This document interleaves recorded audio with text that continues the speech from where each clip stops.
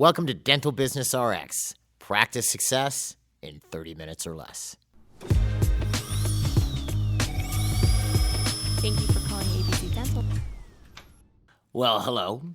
So it appears I inadvertently seemed to make a disconnected series of episodes, if that makes any sense. Beginning 2 weeks ago, I discussed how to tighten up your confirmations process and followed it last week with how to handle last-minute hygiene cancellations or openings.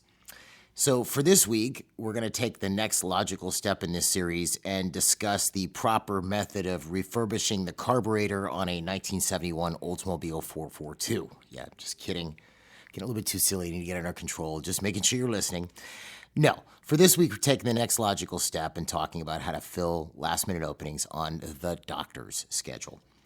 Now, last-minute openings in hygiene can be upsetting or annoying, and if sustained, can have long-term adverse effects on the practice. Last-minute openings on the doctor's schedule, however, especially if it's due to the loss of productive procedures, can have immediate negative effects on the practice's financial health and morale. And as I discussed in the confirmations episode, if you're confirming correctly and doing prepayments with larger procedures, your cancellations should be severely curbed. But again, like with hygiene, even if you do everything right, there will still be cases, family emergencies, illnesses, etc., where a patient will have to cancel with little advance notice, like the morning of. So when that happens on the doctor's schedule, what do? You probably have a few steps you take, but how often does this work out the way that you hoped? Well, as we've been discussing in this unplanned series, it helps to have specific procedures, techniques, or steps to invariably follow when this happens. So let's have a look at how we do this for the doctor's schedule. My name is Jeff Blumberg, and I'm your host. And again, everything I'm talking about assumes you have an efficient confirmation system. And I say this as continuously handling last-minute openings on the doctor's schedule is not only time-consuming, but can create a chaotic vibe and non-productive vibe in the practice. And like last week, I have a downloadable handout. I actually have a few this week, but I have a specific downloadable handout for this that I'm making available. It actually comes from our Schedule Coordinator training course on our online platform, DDS Success. I'll put a link to that on the episode webpage as well. And it's the 8 ways to fill openings in the doctor's schedule. And if you're a Dental Business RX listener, we have a special coupon code for you if you want to check out DDS Success. It's normally $289 a month, $289, not $2.89. That includes the doctor and up to 10 staff. And with the coupon code, you can get it for $269. There's no contract, so you can check it out. If you don't like it, you don't have to stay subscribed. Although, I'd hope you would. Anyway, it does help. Let's just move on. So let's dive into this.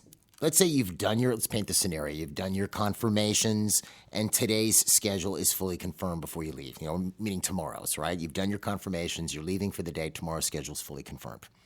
You come in tomorrow morning at 7:30 a.m., on your voicemail or on your email, you find out that the 10:30 a.m. appointment on the doctor's schedule for 3 Crown Preps can't come. So what's next? Well, this is, similar to the hygiene in that you may be doing multiple steps at the same time. Many of the steps I'm going to go over on the how to handle a last-minute doctor opening are sort of done simultaneously. And the way I would set the table with this, and this is where it becomes very important, and it sort of steels you against. I'm going to give you a couple procedures you can use in the practice to kind of help with this. But one of the things you're going to want to do every day is have a morning production meeting. Now, I did a whole episode on this a while back. I think I've even done a video on it, if I'm not mistaken, on DDS Success. I don't know if I have one on our YouTube channel. But basically, the morning production meeting is a modification of what many people call the morning huddle, which, whatever, call it whatever you want. The morning meeting, the morning huddle, the morning production meeting, I don't care. That isn't the point. The point being is the morning production meeting has a very specific purpose. Sometimes a morning huddle can devolve into talking about what cement are we using for this patient at 2 o'clock. That's not what the morning production meeting's about. That's more like a technical meeting between the doctor and the assistants, or a quick get-together to go over today's patients. The purpose of the morning production meeting is to go through every patient coming into the practice that day, determine if anybody has outstanding treatment, and work out what is going to be done to get that patient closed on pursuing that outstanding treatment plan. That's basically what it is. Now, you could look at that from a couple different ways. You could go, it's a sales meeting. Sure, it is, but if patients don't agree to do things, you're not doing them, right? So obviously, if every patient who came in the door was taken care of, meaning they agreed to and did the treatment that you recommended, you would have the healthiest practice around. Everybody would be in perfect oral health. You'd be restoring everybody's health, function, and aesthetic. I mean, that's at least health and function, right? And that's sort of what we're after, because a healthier patient, healthier mouth, better systemic health, that's the whole purpose the practice is there. So that's the reason we're doing this meeting. We're going over everybody who's coming in on the hygiene schedule and the doctor's schedule, looking at what outstanding treatment they have and figuring out how we're going to present it and what we need to do in order to get this patient to accept it. And not everybody's going to accept, but that's basically what we're doing. That sort of sets the table, because I want you to imagine something for a second, and this may be the way you walk in every day. When you walk into your practice, let's say you're the doctor. I mean, the office manager is probably going to have a little bit more of a clue about this because they're connected right up at the front. But if you're the doctor and you look at the schedule, do you know right off the top of your head what outstanding treatment every patient in your practice has? Like, just, immediately by thinking it. You probably don't. You need to look at the chart. You need to review it. It's been 6 months since you've seen that last person, or maybe somebody was just reactivated and they have been in the practice for the last 2 years. The idea is that you're looking at each and every one of these people to figure out where are they at? What opportunities do we have today for the practice, and what do patients need? If you're walking around with that knowledge after a morning production meeting, filling openings becomes a lot easier because you know who you have to talk to in order to fill the openings. So that's the first thing I would recommend. You got to do these every day. Otherwise, you're not really familiar with what's on your schedule.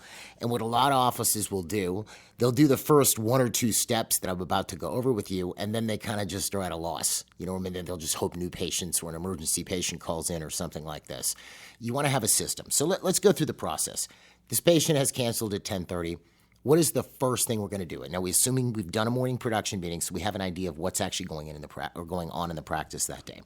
Well, obviously, the first thing we're going to do, and you can follow along with a little handout you can download, is we're going to call patients that are scheduled in the future and move them up.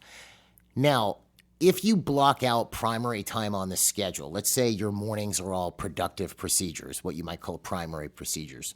Well, I wouldn't want to necessarily move up if it's the 10:30 that's canceling on me and I have a 11:30. I don't want to just move the 11:30 up because now I have an 11:30 opening. That's not going to help me. And then I'm looking for someone to fill the 11:30 opening. What I'm most likely going to do is I'm going to look at, let's say today's Tuesday. I'm going to look at Wednesday and Thursday, and if I'm open Friday, and even into next week, Monday, Tuesday, etc., to see if any other primary procedures are in that primary block that I could move into today.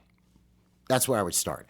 Most offices do this if they block primary time, okay, or they're aware of at least what primary procedures are. This is a pretty common thing to do because the stand is sort of the mantra with relation to the schedule should always be, today is the most important day, tomorrow is the most important day, and the day after is the next most important day. So I have to salvage today first, which buys me time to salvage tomorrow. So I'm going to look at, if it's today's Tuesday, I'm going to look at Wednesday morning, Thursday morning, Friday morning, see if I have a comparable type procedure that was maybe coming in at around the same time, and if I can move them into today. That's where I'm going to start. Now, assuming I've had my morning production meeting, everybody is aware that the doctor has this 10:30 opening, including the doctor, the manager, the doctor, the treatment coordinator, me, the scheduler. Let's say I'm being the scheduler in this scenario, the hygienist. We're all aware of this. So different people are attacking this from different sections of the practice. So as the scheduler, I'm looking at who I can move to fill that slot. Okay, that's where I'm starting. Now, you want to ideally have one person coordinating all this, which naturally would be the office manager. So once that slot is filled, the office manager is informed right away so they can kind of call everybody off with the other actions they may be doing to fill that slot. We don't want to have 3 10:30 appointments. We just want the one, right? Now, the plus on all this is if you have everybody in motion trying to fill this opening from their hats, so to speak, then what happens is you fill other openings after this one's filled too. Even if you don't fill today's opening, you'll find that you fill other ones, or you'll fill today's and you'll fill one you had tomorrow and the day after because everybody took action. So first thing we're doing is seeing if we can move people up. All right. Now, while that's happening, during the morning production meeting, we looked at a few things. We looked at any patients we have that scheduled that day for any form of a consultation, which I'll talk about in a second. We're looking at patients on the hygiene schedule that might have had outstanding treatment. And we're looking at patients on the doctor's schedule who may have had outstanding treatment because all of these people are potentially candidates to fill our 10:30 opening. So let's talk about consultations first. in one of these episodes, I don't know, I'm on number 190 something, so it's hard to remember the exact number, right? And I wasn't saying that to flex. I was just saying I just don't remember. But we've talked about the idea of booking time to sell. So we call that consult time. And I know, you know what a consult is, but most people think of a consult as, I'm going to do consults when I'm selling a big case, an all-on-X case or an FMR case, or I'm doing a full upper arch. That's what a consult's for. Sure, consults are for that, but consults also are for smaller cases. And, I've explained this before in the sense of if you're selling somebody a $6,000 case and their annual income is $72,000, you're essentially asking them for 1 month of their gross pay. That takes a bit of time to explain that. They're not going to necessarily do that immediately. And I challenge you to the same thing. I want you to think of how much you make in a year and go, and think, if someone talked to you about spending 1 month of your pay in 5 minutes, would you say yes? Not everybody would. Not everybody would, unless you were educated on it. So sometimes it takes a little bit of time to discuss even a $4,000 case or a $5,000 case. Well, we book time in dentistry. We've always booked time for treatment and we book time for diagnosis, but we don't book time for sales. And that's a huge mistake because sales does take time. You can be a great closer, and if you don't have time to close, you're not going to close.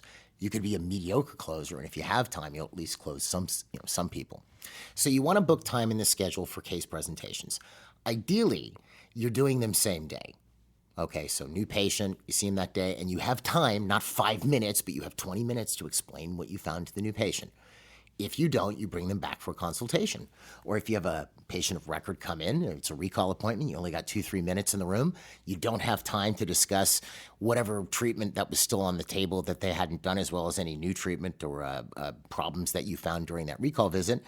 You don't have time to do it. You got 5 minutes and you got to get into the next room for a root canal. You bring them back for a consultation within 1 to 3 days of the appointment. So again, you don't bring everybody back. Ideally, you present same day. But if you can't, it's better to not start presenting the case if you don't have time to close it.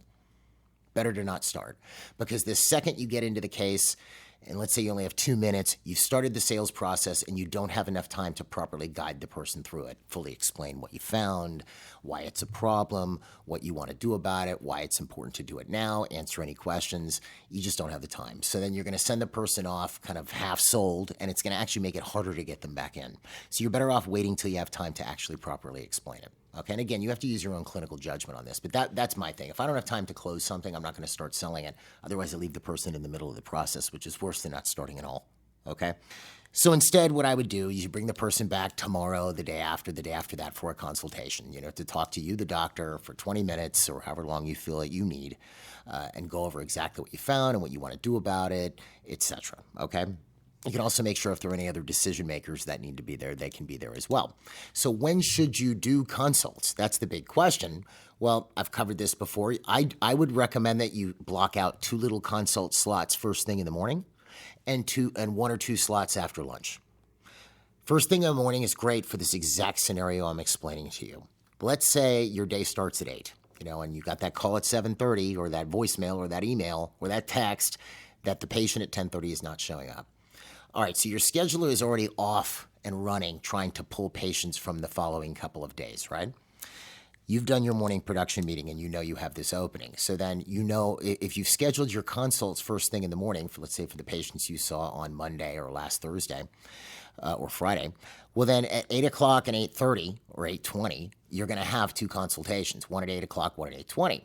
There's a good chance one of those people can stay for the 10:30 appointment or come back. You might be the second person. Like, hey, I'd love to get started on this right away. As a matter of fact, had a last minute opening here at 10:30. Person couldn't make it today. I could start this case today. Wow, really, Doc? I'm off today. That'd be great. All right, we'll just wrap up the financial arrangements with Sally here and we'll get you started. So that can save your day. This is the reason why we recommend consults first thing in the morning, because they can drop in, especially if you're doing primary procedures in the morning, you can fill those last minute openings. After lunch is great too, only because, once in a blue moon, hopefully not every day, you have to work a little bit through lunch. Something went wrong. This way, you're starting at a point where you're not in the middle of something. So let's say lunch is from 12 to 1 in your practice and you work till 12:20. You grab a sandwich, 1 o'clock, you're fresh, you're ready to go. You sit down with that person at 1 and you start your consultation. Okay? So again, we found we have a 10:30 opening. My scheduler is looking at pulling people in for the next few days. Me, the doctor, I've got a consultation at 8 o'clock and 8:20. I'm going to see if one of those two people can stay at 10:30. The other thing is we've looked at the hygiene schedule in the morning. So let's say we see that the 9 o'clock hygiene patient, somebody in hygiene for a 3-month recall, still has 4 inlays that they needed to get done that they told us they were going to think about that we didn't close last time they were in. Well, again, the doc at 9 o'clock can bop into that room and see if they have time to close that patient, and they could possibly fill the 10:30 open. There can be multiple patients who fit this bill. So we've got so far 3 candidates. We've got our consults in the morning, we have people from the days that follow, and possibly people coming out of hygiene. Now, here's where it gets interesting. The last place you look during the morning production meeting is you may have patients on the schedule. And by the way, this is all in the handout that I'm referring to here. That's downloadable. It's free. People on the doctor's schedule may have outstanding treatment. You'd be surprised. Look at your schedule every day and look at how much treatment you're only doing part of, or you're only doing the beginning of, or maybe you're doing it over multiple appointments, or maybe they only agreed to do this much this year. You will find there are patients there who might fit this bill as well. You might see that your 9:30 patient actually needs 2 more crowns, in which case maybe you talk to them and they're willing to stick around and just get them done, and that bleeds into the 10:30 appointment that you lost, you see? So it's another way to salvage the day. So I've got 4 places I may fill this 10:30 appointment one. And these, by the way, are your 4 best options. They're all kind of being done at the same time. My scheduler is trying to pull people forward. I'm looking, and I've got people I've got to talk to, and hygiene is the doctor. I have consultations that I have to do, the doc and the treatment coordinator, and I have patients that may be on my schedule as the doctor that I can get to do further treatment that they had not agreed to do yet. We have to talk to them, obviously, to fill that 10:30 opening. Then, obviously, once the opening is full, the office manager is made aware, so no longer, you can call off the alert at that point. Nobody's trying to fill that 10:30 opening anymore. Now, that doesn't mean that we then relax and go, stop selling. No, we're going to fill openings up for the following days. We keep the machine going so that we can make sure that not just today, but the following days are also very productive and that we're taking care of patients' oral health. So those are options 1 through 4. And I want you to notice something that I didn't mention emergency, and I did not mention new patient in any of this. And I'll get into that in a minute. So options 1 through 4, best options. Now, let's say you've exhausted options 1 through 4. All right, now we're moving on to our next 4 options. There was nobody we could pull forward, nobody in hygiene we could close, no consultations that we closed, no one on the doctor's schedule. Now we're moving on to our next options. Option 5, you may keep what we call a short notice or a short call list. Not every office keeps one of these. I'm kind of ambivalent on it. These would be patients maybe that have outstanding treatment that couldn't hammer down a point or time to schedule because they were busy. Some people call this the executive list. And you may be able to call one of these folks in to fill a last-minute opening. Now, usually this option is higher on people's list, but it's really not a great option. But it's at least something. It's a Hail Mary here. We're throwing the bomb, seeing if somebody catches it, but not always a great option. Option 6, again, this is not a great option, or point 6, is patients on the outstanding treatment list. Now, the problem with the outstanding treatment list is the reason it's outstanding treatment is because patients didn't agree to do it. So you're not going to close a lot of these people on the phone. And if you're a scheduler, you know what I'm talking about. If you've ever used this to try to fill an opening, it often doesn't work out. Look, I don't want to say never. You never say never. Occasionally it will. There'll be somebody who, you call, oh yeah, I was just thinking about you guys, I'm ready to start. But for the most part, the reason they're on this list is they didn't agree to do it in the first place, so they're not going to just jump at the opportunity to do it now. So what are we going for here? If it's somebody who was recently presented to and was maybe handling something, I've got to finish my refi, or I've got to do this, that may not be a bad option, and you and the treatment coordinator can see if you can call that person in. If it's somebody who the doctor presented the treatment 4 or 6 months ago and it didn't go, you're probably better off just having them come in to see the doctor for a quick consultation, just to make sure that everything's staying stable. This is a long shot, folks, but it's at least getting the person back in front of the doctor so they can look at the patient and have another opportunity to discuss moving forward with the treatment. And then we have options 7 or 8, which are emergency patients and new patients. Now, the problem is with emergency and new patients, whether the emergency is a new patient or a patient of record, is it's unpredictable. You may have an emergency patient come in, and you think, oh, this is going to handle my production for that slot, but then all you're sending them off with is a prescription because the doctor can't work on them right now. The infection's too bad, right? Or a new patient has no treatment that they need. It's completely unpredictable. So you can't really bank on, if you're trying to make your production goals emergency patients or new patients, you have no idea. You have no idea until the doctor gets their eyes on them, whether he or she needs to even do any treatment. So it's at least an option, but it's usually not the best option. As a matter of fact, I would try to get myself into the frame of mind, unless the person is very specific, coming in for, an implant consultation, or, oh yeah, I heard about Invisalign. I want to get Invisalign done. I've got a Care credit card. Okay, it's a little bit better. But for the most part, you can't really bank on these folks. So I would never try to make my production goal. I would never plan my production goal with emergency or new patients in mind. That's future production. It's also, especially with a new patient, let's see how we get along. Is this person a good fit for the practice? How do they like us? I wouldn't bank my day on it. Anyway, so think this through for yourself a little bit. Walk through it and see how it works. So you can kind of see how the day would go. We come in, 7:30, we've got this opening, we have our meeting, scheduler is off and running trying to fill the 10:30 slot by calling people the next few days, doctor and treatment coordinator are cycling through hygiene, doctor schedule consultations. Through all of that effort, there is a really good chance we're going to fill that 10:30 opening.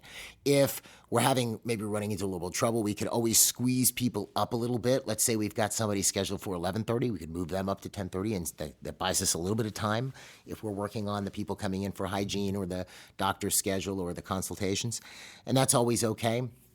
But between all of that effort, like I said, you're either A, going to fill the opening, or B, you're going to fill a bunch of other openings and be happy that you spent some time and effort doing that. And what I would do if I were you, just to make this policy for your practice, because every practice is different, is go through this with the people on your team who deal with this, treatment coordinator, office manager, scheduler, and work out what would be a last minute opening drill or policy to handle this. Like what procedures, what steps would you guys want to go through so that you have a standard procedure in your practice? You can use this as a guide to follow when this happens in the future, right? It can save your day. Anyway, shorter episode, like I said, sort of an inadvertent, unplanned series, but this will conclude the 3-episode unplanned series. But I wanted to at least get this out there because these are annoying problems which can have larger effects than you initially would think on the practice, and it's definitely needful. So I do hope that it helps. As I mentioned, I have that download with the 8 ways to fill last-minute openings in the doctor's schedule. I also have a download of the morning production meeting. We also have that link to DDS Success and the coupon code if you want to check it out. And if you want to find out more about MGE, you can find us online at mgeonline.com or call us at 800-640-1140. Folks, have a great week, and we will see you at the next episode.